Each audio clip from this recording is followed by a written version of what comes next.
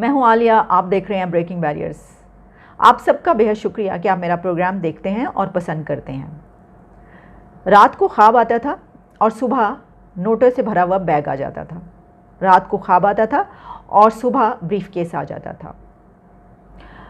पंजाब पर इन 3.5-4 सालों में इमरान खान की मौजूदा बेगम बुशरा के एक्स हस्बैंड मानिका, उनके बेटों और मानिका ख़ानदान ने कैसे हुक्मरानी की और उस्मान बुज़दार से लेकर फराह गोगी तक कितनी करप्शन की गई।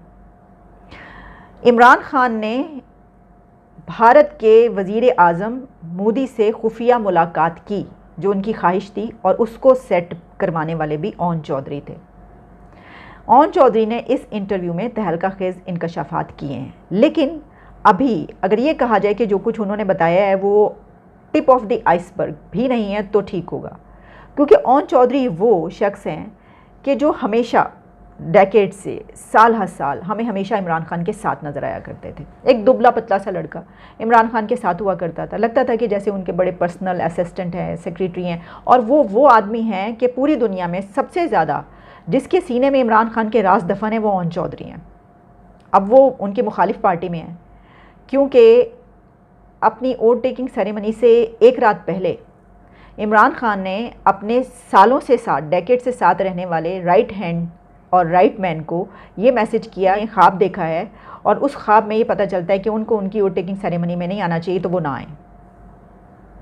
This is unbelievable. Can you imagine कि इमरान खान को ये बताया गया कि उन्होंने ख्वाब देखा है, उनकी बीवी ये बता रही है कि ख्वाब देखा है और इस वजह से ओन को इसमें नहीं आना, उसको मना करो, और वो मना कर भी देते हैं। ओन ने इस इंटरव्यू में जो कुछ बातें कही हैं उसके ऊपर एक्स सीएम पंजाब पीटीआई के जो थे उस्मान बुज़दार, उन्होंने अपने लॉयर से कह के उनको कानूनी नोटिस भिजवा दिया है कि आपने ये इल्ज़ामात लगाए हैं। लेकिन ओन ने जो कुछ कहा है वो बड़ा अहम है। उसमें से सारा तो नहीं, मैं कुछ पॉइंट्स ज़रूर आपको बताऊंगी। जैसे कि मैंने आपको बताया कि रात को 2 बजे उन्होंने अपने इक़्तिदार वज़ीर आज़म बनने की जो सेरेमनी थी उसमें आने से उनको मना कर दिया मैसेज। कहते हैं कि उन्होंने एक टका नहीं लिया सैलरी के नाम पर, बल्कि पार्टी के लिए हमेशा पैसा दिया, जिस तरह के बाकी लोग दिया करते हैं, क्योंकि उसको अपनी पार्टी समझा करते थे। अच्छा, इसमें उन्होंने फवाद चौधरी के हवाले से भी बड़ी अहम बात बताई।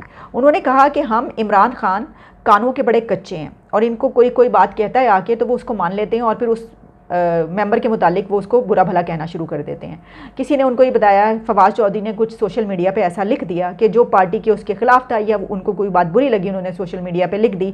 तो इस बिना पर उस वक्त तक मेरा ख्याल है फवाद चौधरी को ये बात पता नहीं होगी कि इमरान खान कानों के कच्चे हैं और उनकी आदत है कि उनको कोई किसी के बारे में कुछ भी बताएगा तो वो उसके पीछे पड़ जाएंगे।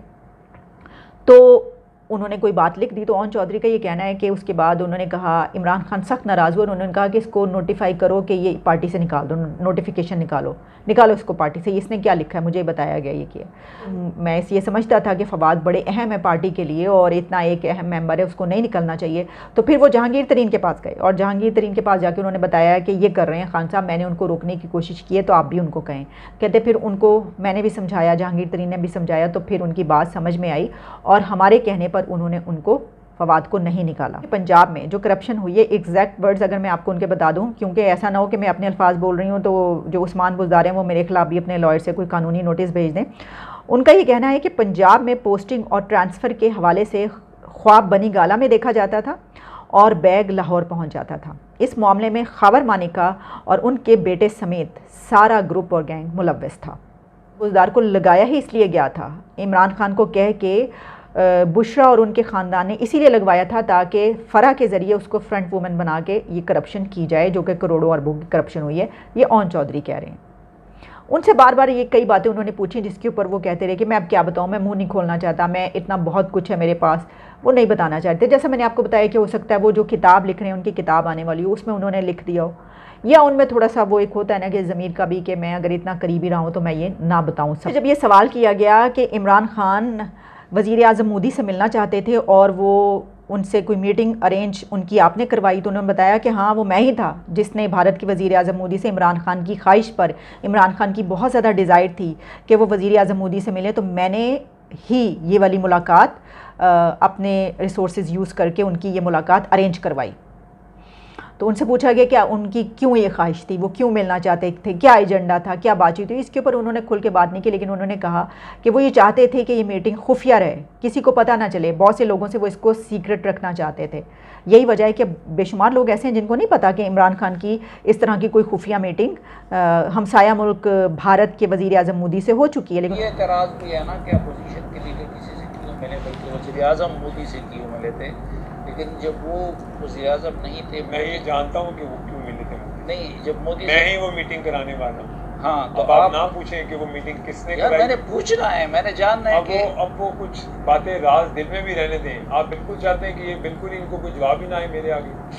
वो अब तब मोदी कहाँ था, मैंने वो मीटिंग अरेंज कराई थी और मुझे पता किसने अरेंज की और किसका कहा गया कि किसको पता ना चले और हमने कैसे मीटिंग कराई। तब तो फिर मोदी खान साहब की ख्वाहिश थी मोदी से मिलने की। वो जो अगर मिले तो ख्वाहिश थी ना। हाँ, अगर ख्वाहिश नहीं थी तो फिर क्यों मिले। और किसके जरिए अरेंज करवाया। बस ये आप ना पूछे तो उन साहब की इज्जत के लिए मैं चाहता हूँ कि मैं चुप रहूँ। और एजेंडा क्या था। एजेंडा यही था कि बस मैं बहुत अच्छी और नेक सियासत करने वाला हूँ फ्यूचर में पाकिस्तान के। एजेंडे बहुत सारे थे लेकिन कुछ एजेंडे सामने नहीं ला सकता।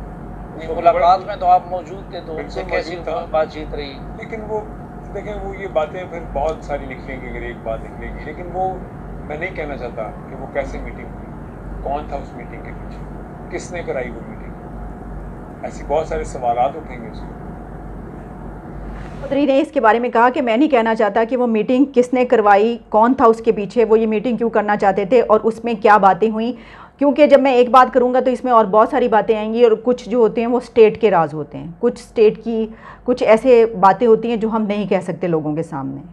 तो हम ये सोच सकते हैं कि अगर एक अहम पर्सनालिटी से आपकी बात हो रही है और वो भी पाकिस्तान और भारत के बीच जिस तरह के रिलेशंस रहते हैं और बहुत सारी इसके अंदर बातें हैं, तो वो बहुत सारी बातें नहीं बता सकते होंगे कि उन्होंने क्यों की, उसका एजेंडा क्या था। तो मेरा ख्याल है कि अब ये बात तो पूछी जा सकती है, ये बात तो इमरान खान से पूछी जा सकती है कि आप वज़ीर आज़म रहे हैं, अगर कोई बंदा ये बात कह रहा है तो आप उससे एग्री कर लें या डिसएग्री कर लें, या आप बता दें कि हाँ ठीक है मैंने की, मैं मिला और उस वक्त मैं वज़ीर आज़म नहीं था, किसी पोस्ट पर नहीं था, लेकिन मैं मिलना चाहता था, क्योंकि उसके बाद वो वज़ीर आज़म रहे। तो ये बात बड़ी अहम हो जाती है। अब मोहन चौधरी ने ये सब बातें की हैं, ये उनके ऊपर इल्ज़ामात लगाए हैं। अब हम इल्ज़ामात इसलिए करें क्योंकि उन्होंने कानूनी नोटिस भेज दिया है, वरना ऑन इमरान खान की कौन सी बात नहीं जानते होंगे। इस तरह है कि ऐसा भी नहीं है कि ऑन एक ऐसे शख्स हों कि जैसे ही उनके साथ ये सब कुछ किया गया तो उसके बाद उन्होंने नाराज़ हो के सब कुछ कहना शुरू कर दिया। आज तक उन्होंने कोई बात नहीं खोली से।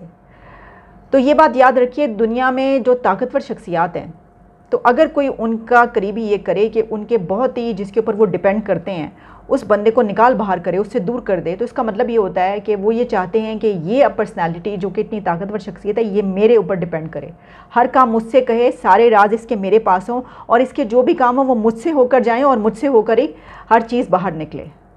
तो हर एक मैं इस पे रूल करूं, जो पहले रूल करता था उसको उन्होंने निकाल बाहर किया। अगर आपको याद हो तो नईमुल हक, जिस दिन इमरान खान की वोट टेकिंग सेरेमनी होना थी, उस दिन हमने देखा कि नईमुल हक सुबह सुबह कोई वीडियोज़ ऐसी चल रही हैं टेलीविज़न स्क्रीन्स पर के पता चल रहा है कि नईमुल हक घर में पहुंचे हैं तो उनको गार्ड अंदर ही नहीं आने दे रहे और वो चीख चीख के ये बता रहे हैं उनको कि भाई मैं नईमुल हक हूँ। जब पार्टी इन्होंने बनाई थी तो उस वक्त उनके साथ जो 2-3 लोग पार्टी बनाने वालों में थे वो नईमुल हक उनमें से एक था। तो हम वोट टेकिंग सेरेमनी की सुबह हम देख रहे थे कि उनको घर के अंदर दाखिल होने की इजाज़त नहीं मिल रही थी। तो जनाब ये सब कुछ जो है ये हमने देखा कि 3.5-4 सालों में क्या कुछ हुआ। अच्छा वैसे ये सारी बातें तो हर किताबों में लिखी जाएंगी, हम बाद में पढ़ लेंगे, लेकिन अभी अब क्योंकि ये इलेक्ट्रॉनिक मीडिया और सोशल मीडिया का दौर है तो ये सब कुछ बाहर आ रहा है और हमें दिखाई दे रहा है, तो सोचा कि इसके ऊपर गुफ्तगू कर ली जाए। इमरान खान को इसके ऊपर ज़रूर एग्री या डिसएग्रीमेंट का इजहार करना चाहिए। वो उन्होंने उस्मान बुज़दार को, तो खैर उन्होंने तो नहीं कहा होगा, ये भी मानिका फैमिली की तरफ से ही उस्मान बुज़दार को मेरा ख्याल है कहा गया होगा कि इनके खिलाफ आप कानूनी चाराजोई कर लें। इमरान खान भी खैर कह सकते हैं। तो क्योंकि ओन चौधरी का ये कहना था कि उसके बाद उनको सिर्फ वो वाली रात नहीं कि उनको मैसेज आया और उन्होंने सिर्फ उस सेरेमनी में उनको नहीं आने दिया, बल्कि उसके बाद उन्होंने उनको कहा दाखिल ही नहीं होने दिया बनी गाला में। और इमरान खान ने उनको कहा कि you are my eyes and ears, तो मैं ये चाहता हूँ कि तुम पंजाब चले जाओ और पंजाब में जाके सब कुछ देखो, नज़र रखो हर चीज़। उन्होंने ये बात जाके वो गए इस्लामाबाद और उन्होंने इमरान खान के पास जाके ये सारी बातें बताई कि आपको पता नहीं है कि यहाँ पे कितनी करप्शन हो रही है, पंजाब में ये हो क्या रहा है, आप देखें तो सही। तो इमरान खान ने इसके ऊपर बड़ी खफगी का इजहार किया और उनकी ये बातें मानने से इनकार कर दिया। और फिर वो हमेशा के लिए उनसे दूर हो गए और निकल गए वहाँ से।